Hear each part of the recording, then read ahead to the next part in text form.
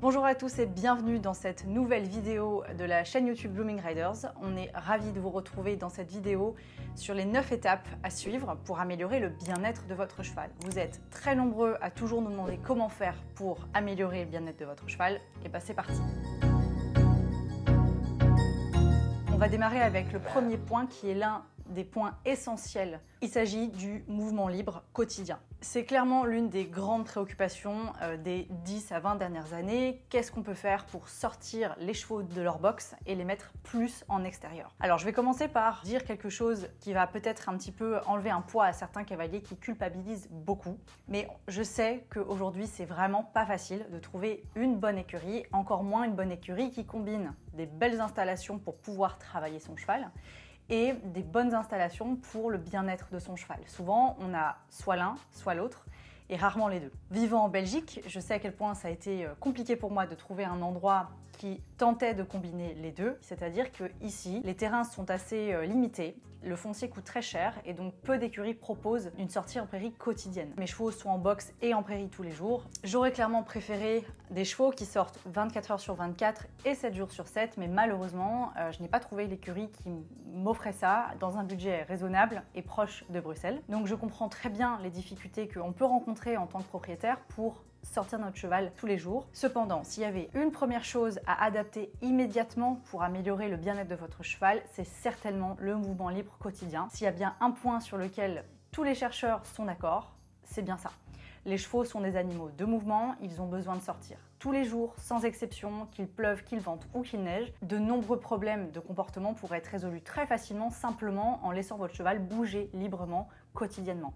Même si pour vous, il s'agit d'une première étape et de le sortir seulement quelques heures par jour, c'est un premier pas vers un cheval plus heureux, en meilleure santé et satisfait, qui se rapproche de ses besoins fondamentaux. On a tous des contraintes avec lesquelles opérer, donc essayez de prendre le premier pas pour sortir votre cheval un petit peu plus et vous verrez déjà les bénéfices de cette sortie quotidienne. Le second point sur lequel tous les chercheurs s'accordent, c'est les interactions sociales. Votre cheval est un animal social, c'est un animal de groupe, ça n'est en aucun cas un animal solitaire. Les chevaux qui semblent ne pas s'entendre avec les autres sont malheureusement trop souvent des chevaux qui ont été très mal sociabilisés dès leur plus jeune âge. Ça n'est en aucun cas normal qu'un cheval ne s'entende pas avec d'autres chevaux. Quand il a été habitué à être seul pendant des années, il suffit de quelques mois de réinsertion dans un groupe pour que le cheval récupère assez rapidement le langage des autres chevaux, sauf grosse exception bien entendu. Parmi les besoins essentiels à respecter, c'est vraiment cette idée de laisser son cheval avoir des interactions avec d'autres chevaux, c'est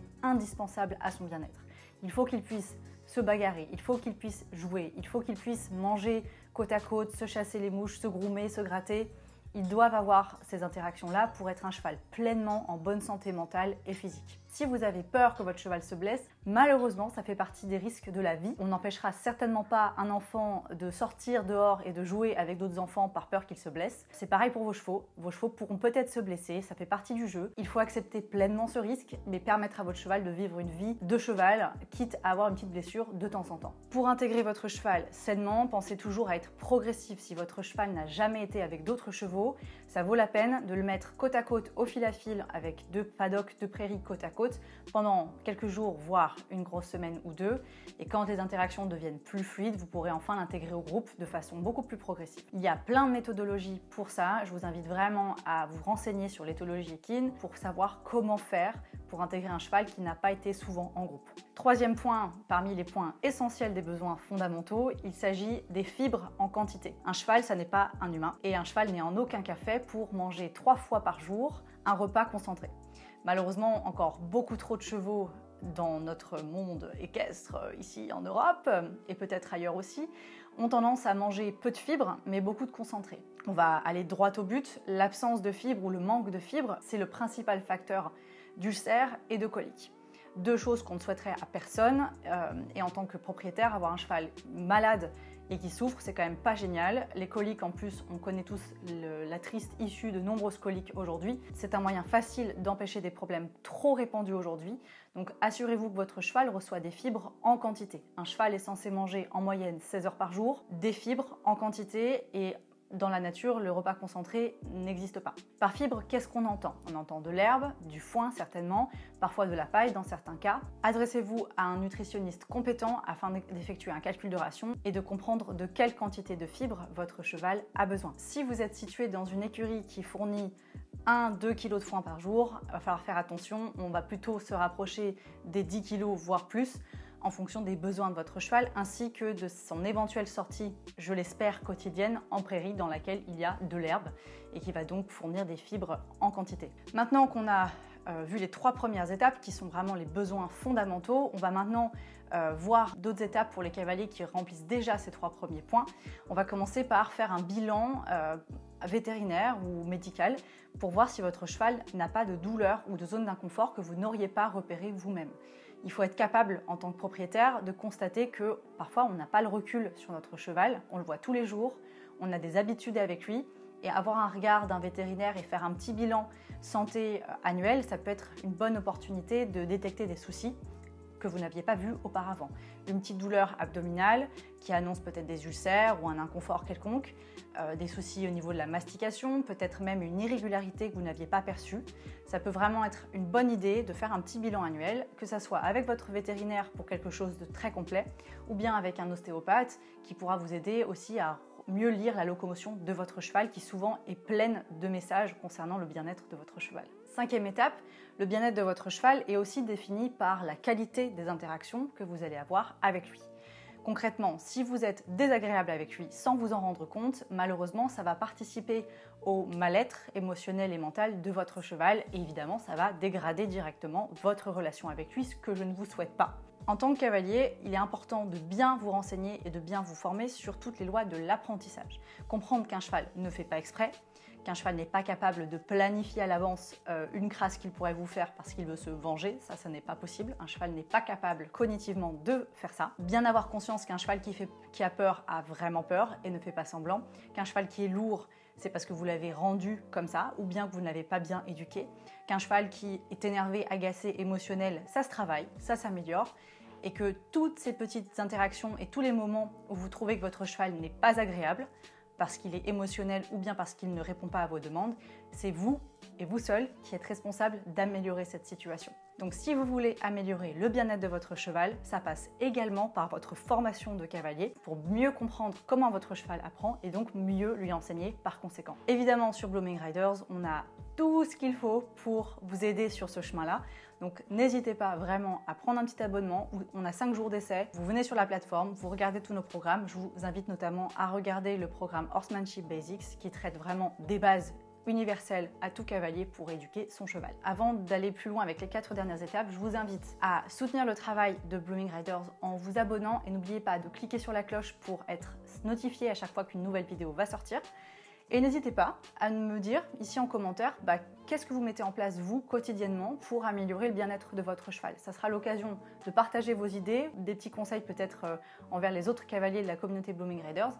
Donc dites-nous en commentaire, c'est quoi vos meilleurs conseils pour améliorer le bien-être de votre cheval. 6e petit conseil pour améliorer le bien-être de votre cheval, c'est un petit peu dans la continuité directe du précédent conseil, c'est de tout le temps essayer de vous remettre en question et de vous former. Les chevaux, c'est du vivant, c'est compliqué, sinon Blooming Riders n'existerait pas. Ne manquez jamais une occasion de vous former sur votre cheval, sur les besoins de votre cheval et sur comment un cheval fonctionne, mécaniquement, mentalement, sur sa cognition, sur son éthologie et sur sa physiologie. Dès que vous avez l'occasion de savoir quelque chose de nouveau, ne manquez pas cette occasion d'avoir un regard plus frais et de potentiellement devenir un meilleur cavalier, d'avoir une meilleure relation et aussi directement des meilleures performances avec votre cheval. Ouvrage, formation en ligne, Blooming Riders évidemment, nouvel enseignant, nouveau stage, tout ce qui vous passe par la main et qui vous intéresse, n'hésitez pas à foncer et à essayer de vous renseigner, de prendre ces nouvelles informations. 7e conseil, le point équipement. Faites attention d'équiper votre cheval en termes de briderie et de sellerie d'une façon qui est adaptée à votre cheval. Avec Blooming Riders, on travaille extensivement avec des ergonomes de l'équitation spécialisés en selle et en briderie et en bouchure. Et évidemment, allez voir le travail fantastique d'Ergonomie et Casque qui est un réseau de saddle fitters. On a notamment le blog d'Eugénie Cotreau et de Laetitia Rudzen pour la partie embouchure et briderie qui est bourré de ressources pour tout cavalier qui souhaite vérifier que son équipement est bien adapté à son cheval. Une selle mal adaptée, mal placée, une sangle inconfortable, un filet trop serré peut créer des maux de tête, des douleurs dorsales qui peuvent être parfois irréversibles et créer de gros conflits en selle. 8e conseil, faites attention à l'utilisation de la pression. On va essayer de vraiment se concentrer sur l'idée de céder dans vos aides. Faites attention à ne jamais maintenir une pression en continu sur votre cheval. C'est vraiment une des pires choses à réaliser en tant qu'homme de cheval, c'est de maintenir une pression constante sur son cheval sans retirer la pression quand le cheval a bien réalisé ce que vous souhaitiez. Typiquement, si vous êtes cavalier, quand vous allez être en selle, ne pas maintenir vos jambes en permanence le long des flancs, bien faire attention à céder dans vos jambes quand votre cheval avance. De la même façon, lorsque vous menez votre cheval en main, faites bien attention à ne pas tirer sur la longe en permanence, à laisser de la liberté et l'autonomie à votre cheval et à lui permettre d'évoluer sans pression constante. On applique une pression, il y a une demande, on cède immédiatement. Pareil en selle, ne mettez pas des mains en permanence, ne résistez pas en permanence sur la bouche. Vous risquez de créer de l'inconfort assez conséquent et aussi une grosse incompréhension au niveau du mental du cheval, ce qui peut vraiment avoir des impacts sur son bien-être. Dernière étape, et pas des moindres, permettez à votre cheval de sans cesse découvrir de nouveaux environnements, de nouveaux objets. L'objectif, c'est vraiment de penser que votre cheval, dans la nature, c'est un animal qui marche constamment et qui marche sur de plutôt longues distances. Donc, il va falloir entretenir la zone de confort environnemental de votre cheval et penser à le garder sollicité, stimulé au niveau cérébral en l'emmenant en extérieur. Ne restez pas tout le temps dans la carrière ou dans le manège. Sortez de chez vous, allez voir des choses qui font peur, allez voir des vaches, des moutons, des parapluies, des personnes en vélo, montrez-lui vraiment le monde tel qu'il est. Et sortez en main, sortez à cheval, mais pensez vraiment pour le moral de votre cheval qu'il est indispensable de sortir de l'écurie et de lui montrer autre chose que le bac à sable. C'est vraiment quelque chose qui est malheureusement pas assez souvent fait par beaucoup de cavaliers qui notamment ont peur de sortir. C'est pas grave, descendez, il n'y a aucun problème, allez faire des promenades en main, votre cheval ça change rien pour lui, ça change que quelque chose pour vous. Partez à pied, faites un petit tour, peut-être une fois par semaine, 2 fois par semaine, pour vous habituer et peut-être commencer par des petites distances pour agrandir par la suite. Pour un cheval, c'est vraiment important de sans cesse le garder éveillé à la nouveauté pour garder une zone de confort au niveau de la nouveauté et de l'environnement vraiment élargie. Ça va vous faciliter la vie quand vous serez en piste, qu'il y aura des objets qui font peur et ça va vous aider notamment si vous voulez faire de la compétition et donc partir dans de nouveaux territoires.